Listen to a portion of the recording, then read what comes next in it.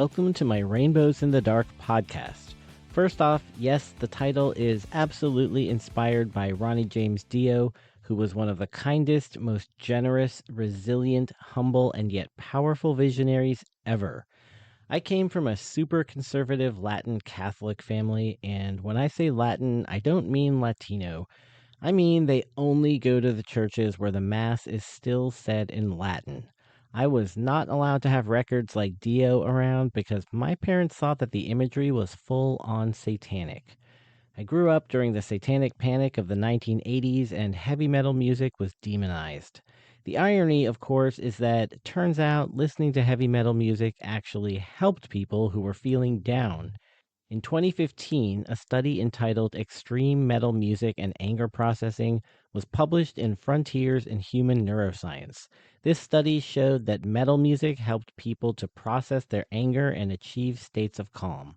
And that was just one study. There's actually a growing body of evidence that points to the same thing. So, anyway, it suddenly hit me like a week ago that a rainbow in the dark was the perfect symbol for this podcast. In life, especially at the dark spots, we often feel like we're alone and we're left without support. But rainbows are made of light, so if there's a rainbow and you're a rainbow, then there has to be a source of light, whether you see it or not. We are all extensions of Source, which is the big all there is. And Source wanted to experience itself in different ways, so it split itself in the same way that a prism splits a beam of light so that it could experience separation. But at the end of the day, it returns to unity. So, this podcast covers the whole gamut of each person's unique journey across this mysterious rainbow from the cradle to the grave, as well as exploration of that hidden light that created the rainbow in the first place. The cradle to grave journey is rarely a straight line, and in between, there's a ton of magic and craziness, whether you see it or not.